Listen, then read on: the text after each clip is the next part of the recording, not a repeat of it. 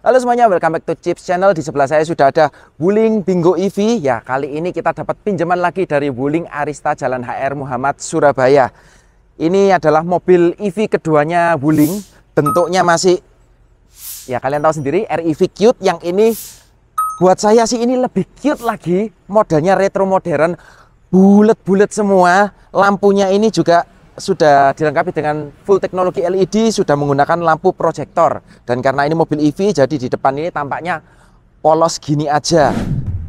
Meskipun tampang mobil ini kekinian, modelnya cute, tapi mobil ini agak sedikit sayang masih belum dilengkapi dengan sistem ADAS apapun. Jadi kalian masih terima apa adanya. Cuma menurut saya model mobil seperti ini bisa kalian lihat, ini bentuknya bulat-bulat, dari samping juga kelihatan bulat.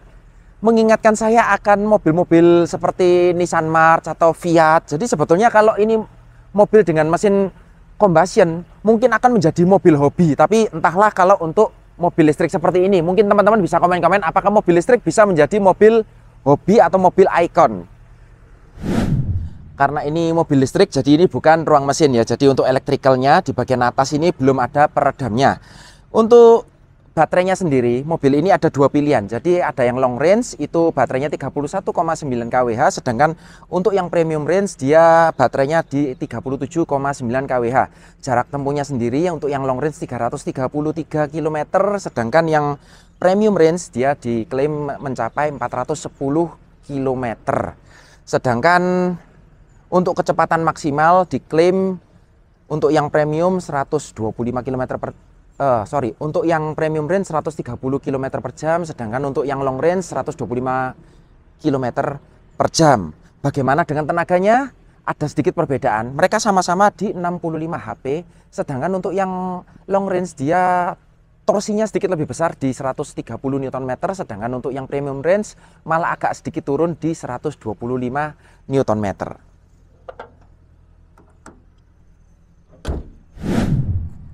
Untuk bagian sampingnya ini terus terang menurut saya ini adalah bagian yang paling saya suka dari mobil ini. Kalian bisa lihat bentuknya bulat-bulat. Saya dulu pernah punya Nissan March, ini ngingetin saya banget sama Nissan March. Kemudian dia sudah dual tone ya, atasnya black glossy seperti ini. Pilarnya juga sudah di black glossy. Handle-nya ada krom-kroman sedikit. Jadi seperti kesan retronya dapat, modernnya juga dapat. Di bagian bawah ini juga ada krom-kroman yang besar. Tapi anehnya meskipun di atas ada krom, handle ada krom, bawah ada krom, tapi kelihatannya tetap cantik gitu. Cute-nya dapat, modernnya dapat. Handle-nya juga model tarik seperti ini ya, tapi dia untuk keyless-nya dia masih belum bisa sensor, dia masih sistem pencet seperti ini. Kemudian kuncinya bentuknya sama semua ya, Wuling REV, Bingo, Cloud seperti ini semua. Tapi untuk ini belum ada untuk start ya, mobilnya supaya nyala gitu belum ada. Kalau kita mendekat pun ini biasanya dia langsung akan membuat mobilnya standby. Kemudian locknya juga biasanya terbuka. Ini karena kita dari tadi dekat makanya nggak kelihatan ya. Terus beralih ke bagian belakang sini, saya juga suka ini gimana ya, bentuknya ini kayak semok gitu ya. Panjangnya mobil ini cocok sih buat dalam kota. Kurang 5 cm itu 4 meter. Kemudian lebarnya 1,7-an, tingginya sendiri di hampir 1,6, wheelbase-nya di 2560. Bagaimana dengan rodanya? Bisa kalian lihat ini modelnya juga cute, ala-ala mobil EV ya, agak tertutup tapi ini wheel dop ya. Aslinya dalamnya pelek kaleng, bannya menggunakan profile 185/60 ring 15. Bener-bener sih ini dari sini tuh mengingatkan saya kayak Nissan March gitu ya. Tapi ya kesamaan desain itu bisa terjadi lah, mirip-mirip. Tapi ini kalau benar-benar kalian lihat ya, kalau disandingkan dengan March juga beda sih. Bagian belakang yuk, bagian belakang ini juga desainnya masih kayak depan. Dia desainnya minimalis, lampunya juga unyu-unyu. Terus desain lampunya ini bagian dalam dan bagian depan ini hampir-hampir mirip ya. Jadi tetap ada kemiripan dari modelnya. Sudah ada spoiler, rear defogger, kemudian ada stop lamp di sebelah sini. Cuma sayangnya dia masih belum dilengkapi dengan rear wiper. Saya kurang tahu kenapa kok mulai dari Wuling REV, Bingo sampai Cloud ini belum ada yang dilengkapi dengan rear wiper. Padahal mereka sudah menyematkan rear defogger. Kemudian untuk bumpernya sendiri seperti ini, agak tinggi ya, khas mobil kayak gini. sudah ada 2 titik parking sensor yang terintegrasi, ada krum-kruman lagi, ada reflektor, kemudian sudah ada kamera mundur ya. Jadi dia belum dilengkapi dengan kamera 360. Ya, oke lah untuk mobil sekompak ini kamera mundur aja sih sudah cukup sih menurut saya. Terus untuk membuka bagasinya gimana? Kalau kalian lihat di sini ada coakan, terus kalian pikir tinggal memasukkan tangan seperti ini, kalian salah. Sudah ada tandanya. Jadi untuk pembukaan bagasi belakang ada di bagian tombolnya di bawah sini. Kalian pencet, tinggal kalian angkat seperti ini. Belum power backdoor memangnya. Meskipun ukuran mobil ini kecil, tapi yang membagongkan itu bagasinya. Kalau kalian bagasinya kelihatan kecil seperti ini, ya ini baru permulaan. Jadi untuk bagasinya dia di kiri kanan tidak ada hook, tidak ada tempat penyimpanan. Cuma ada lampu satu di sebelah kiri, warnanya sudah putih, sudah oke. Tapi percaya nggak kalian, mobil ini menyimpan kargo yang sangat besar. Di bagian bawah sini dia menyimpan kargo. Kemudian kalau kalian masih merasa kurang besar, ini jok bagian belakang ini bisa dilipat 50-50. Masih kurang besar lagi. Di bagian bawah sini ini ada tray yang bisa kalian copot dan itu akan membuat bagasinya jauh lebih dalam lagi. Bahkan menurut klaimnya kalau bangkunya diratakan dan semua ini diangkat, traynya diangkat, dia bisa menghasilkan kapasitas sebesar 790 liter. Kalian bayangkan mobil ukuran sekompak ini menghasilkan bagasi dengan kapasitas yang sebegitu besarnya. Plus ada keuntungan satu lagi, karena ini di bagian bawah ini seperti ada keranjang ya. Sekarang kan belanja kemana-mana kan kalian harus membawa tas belanja sendiri. Dengan mobil ini kalau kalian lupa bawa tas belanja, keranjang di bagian bawah ini bisa kalian tempatkan untuk barang belanjaan harian kalian. Seperti saya tadi bilang, kesan mobil ini retro modern dan masih kelihatan sampai di dalam. Kalian bisa lihat ini banyak krum-kruman, speakernya juga ada lapisan krum-kruman di sampingnya. Kemudian di bagian door trimnya sendiri dia ada bahan seperti warna putih gading ya, glossy ceramik kalau Wuling bilangnya. Kemudian dipadukan dengan kekulitan dengan motif perforated dan ada jahitan asli menambah kesan retro modern. Plus desain joknya ini kalian bisa lihat. Ini mengingatkan saya akan Fiat ya, Fiat Ebert itu modelnya seperti ini, ada warna tersendiri di sebelah sini. Jadi warnanya nggak cuma satu warna. Cuma kalau Fiat kan headrestnya bulat-bulat ya, kalau ini enggak. Oke, yuk langsung kita masuk. Kalau di bagian depan kita sudah lihat ini desainnya ukurannya compact banget. Kita bisa lihat di dalam ternyata juga sama compactnya. Jadi karena ini mobil listrik ya, jadi dia lantainya agak tinggi karena baterainya ditaruh di bawah. Sehingga kita duduknya seperti ini, kalian bisa lihat ini cukup jongkok. Cuma untungnya ini joknya ini meskipun banyak kulit tapi dia cukup empuk, kalian bisa lihat ini. Jok depan juga sudah disesuaikan dengan posisi mengemudi saya. Tinggi saya 180 cm, kalian bisa lihat ini kaki saya sudah menyentuh depan. Bagaimana dengan posisi sandaran? Sandaran ini menurut saya cukup tegak ya. Jadi kalau untuk perjalanan jauh mungkin agak cepat capek, kecuali ya kalian ini tingginya di bawah saya, jadi duduknya nggak seperti saya kayak terkungkung gini. Untuk headroomnya sendiri dia sudah mentok. Ini kepala saya belum nempel headrest tapi sudah nempel atap. Tapi menurut saya kalau kalian nggak sandar seperti ini, kita duduk biasa seperti ini itu masih oke lah. Tapi untuk orang setinggi saya lebih baik kalau untuk perjalanan pendek aja. Hand grip di dalam mobil ini cuma ada 2, di bagian belakang aja, depan kiri kanan tidak dapat, dan model fix seperti ini. Jok depan model pocong, di belakang sudah ada seat belt 3 titik hanya untuk 2 penumpang ya. Kalian bisa lihat ini mobil ini sepertinya dikhususkan untuk 2 penumpang karena seat beltnya hanya ada 2, tapi untungnya dia sudah dilengkapi dengan ISOFIX. Untuk tempat penyimpanan sendiri di belakang ini cukup minim ya. Untuk cup holder di sebelah kiri kanan side pocket ini sebetulnya nggak ada tempat untuk cup holder, tapi mungkin kalau kalian jejalkan botol minum itu masih bisa karena side pocketnya kecil. Kemudian di belakang bangku depan ini ada tempat penyimpanan lagi. Cup holder yang benar-benar untuk belakang hanya ada 1 di tengah ini aja. Tapi untungnya karena mobil ini hanya dikhususkan untuk 4 penumpang, di bagian depan sudah ada cup holder lebih sehingga kalian mungkin nggak akan berebut cup holder lah. Oke, mungkin di bagian belakang itu aja. Yuk kita pindah ke depan. Untuk bagian depan, door trimnya masih kurang lebih sama dengan bagian belakang. Ada kekulitan, kemudian ada aksen white glossy, ada chrome-chrome-nya juga, ada side pocketnya juga. Cuma ada detail yang menarik yang saya suka dari mobil ini. Untuk handle di keempat pintu mobil ini, dia sudah dilengkapi dengan karet. Jadi kalau kalian meletakkan kunci yang cuma segede ini di handle ini, dia nggak akan bunyi klotak-klotak. Attention detail yang cukup bagus, saya suka. Kemudian untuk joknya sendiri, yang bagian driver ini sudah elektrik. Cuma yang bagian penumpang depan dia pengaturannya masih full manual. Ini bisa kalian buat naik turun seperti ini, tapi naik turunnya jadi satu ya, nggak bisa diatur depan sendiri, belakang sendiri, maju mundur, dan reclining sudah elektrik. Setirnya mobil ini juga seperti kebanyakan Wuling, seperti Wuling REV, Wuling Cloud, semuanya bermodel 2 palang seperti ini. Untuk pengaturannya dia sayangnya hanya bisa tilt aja, belum bisa teleskopik, tapi posisinya sudah cukup maju. Dashboard dilengkapi dengan bahan kebanyakan kulit ini ya, jadi sudah empuk-empuk, ada jahitannya. Nah ini yang saya suka, dia sudah ada layar 10,25 inci kali 2. Kemudian di bawahnya ini ada bahan warna putih glossy seperti ini. Ada tombol-tombol fisik, nggak seperti Cloud yang semuanya atau kebanyakannya diatur lewat layar. Ini masih ada tombol-tombol fisik untuk pengaturan spion juga, untuk pengaturan AC, kemudian untuk mode berkendara. Terus kalian bisa mengatur ketinggian lampu, itu masih ada tombol fisik.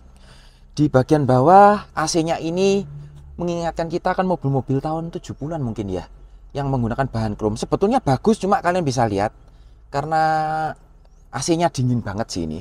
Kalian bisa lihat ini terjadi embun seperti ini, jadi kalian harus sering-sering membersihkan. Cuma kalau saya sih nggak masalah ya. Desainnya modern, klasik, bagus banget sih. Saya suka banget sih.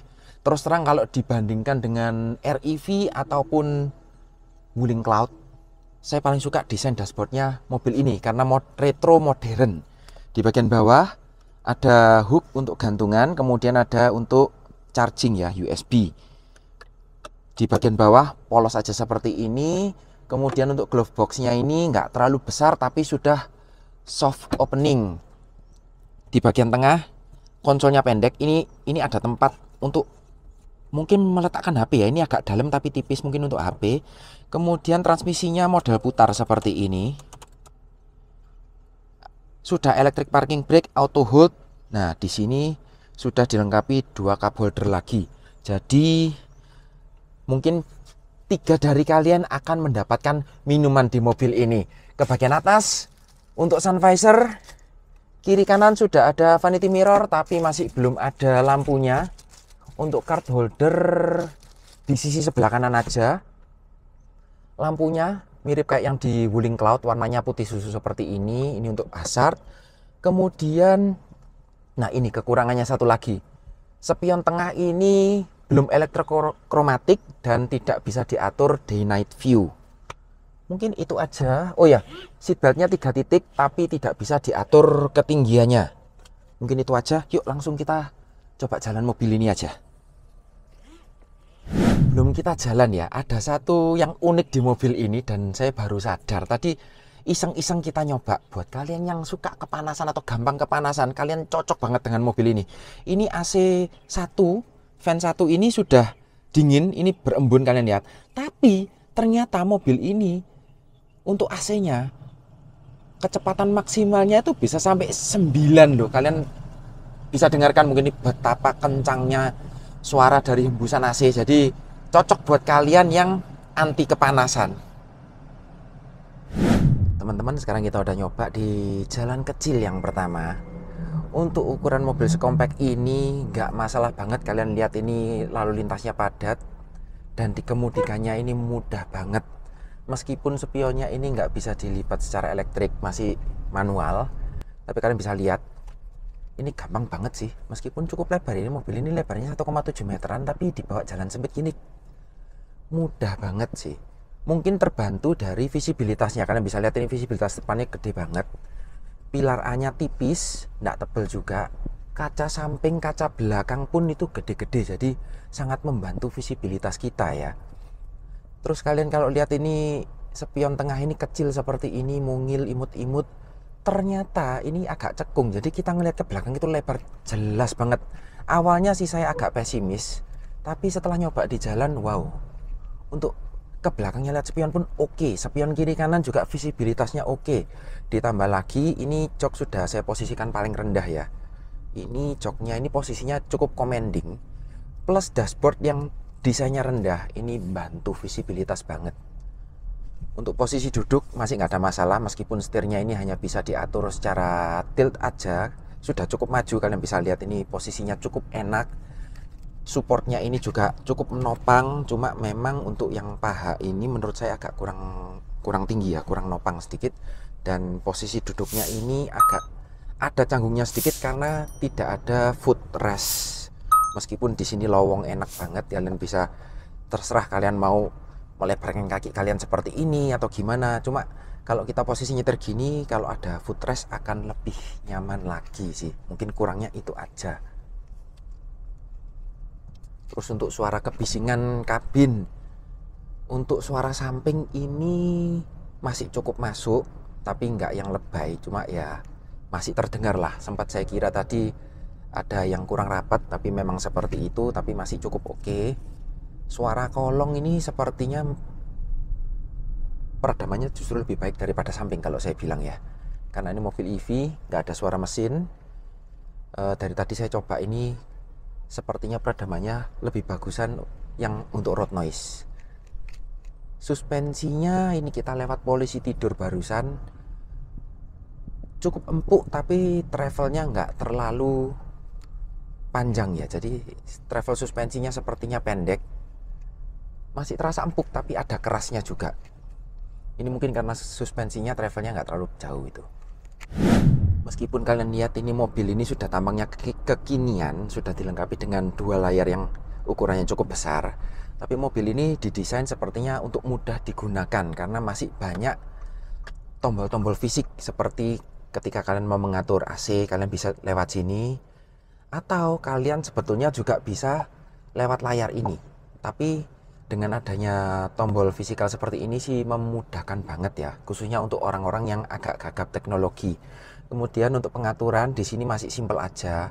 Untuk AC, kemudian untuk pengaturan kendaraan, ini kalian bisa untuk Bluetooth, pengaturan suara, kemudian untuk tampilan, untuk kecerahan layar.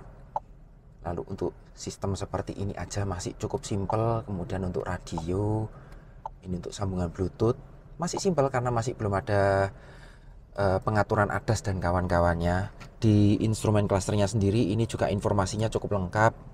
Ada baterai, sisa jarak tempuh, odometer, trip A, trip B. Kemudian kalian juga bisa melihat tenaga yang dikeluarkan seperti itu. Jadi kalau buat saya sendiri sih, saya sudah coba Wuling REV, Wuling Bingo ini, dan Wuling Cloud. Menurut saya yang kalian butuh banyak adaptasi itu yang Wuling Cloud karena minim tombol. Sedangkan untuk yang Bingo ini jauh lebih mudah digunakan. Cuma untuk seperti Wuling biasanya, untuk tombol-tombol di setir ini karena bisa diatur-atur, kalian harus mempelajari terlebih dahulu. Tapi penyesuaiannya nggak begitu lama lah. Mode berkendara, untuk mode berkendara dia ada beberapa mode. Ada Eco Plus, Eco, Normal, dan Sport. Tarikan mobil ini gimana? Ya kalian bisa lihat dari spek tenaganya di awal. Mobil ini tenaganya 65 HP, torsinya 125 Nm untuk yang long range. Sedangkan untuk yang premium range torsinya lebih besar sedikit, 130 Nm. Ini kita tadi sudah coba. Kita tarik seperti ini. Maaf iklan lewat. Bahaya banget sih. Saya paling benci ada kendaraan yang seperti tadi, nyalip langsung motong ke kiri, tidak memperhatikan kendaraan yang disalip, entah itu cukup atau enggak. Jangan ditiru ya teman-teman ya.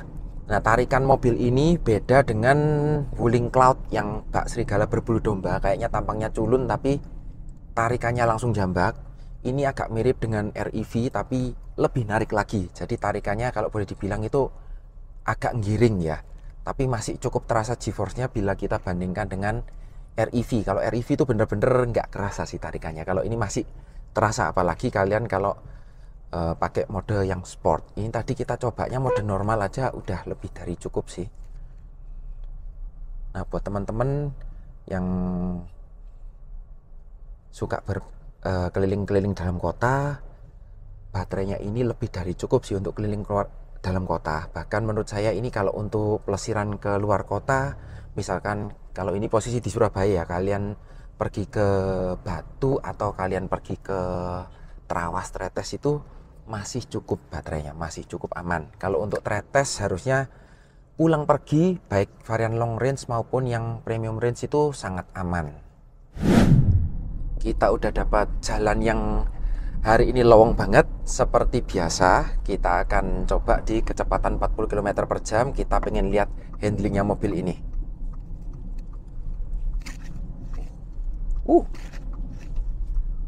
Wah, kalau ini sih nurut banget ya. Menurut saya dibandingkan dengan Wuling Cloud, ini jauh lebih nurut, lebih enak dibuat zigzag. Cuma memang tenaganya nggak terlalu besar seperti Wuling Cloud ya. Memang kelihatan dari mobil ini desainnya kan retro modern, jadi mungkin dibuat pengendaliannya sedikit lebih stiff dibandingkan dengan Cloud supaya feel berkendaranya lebih dapat gitu ya, lebih asik dikendalikan. Di perkotaan juga lebih lincah untuk nyalip-nyalip gitu mungkin ya. Mungkin buat teman-teman yang punya Wuling Bingo, kalian bisa komen-komen di bawah gimana kesan-kesan kalian setelah kalian memiliki Wuling Bingo.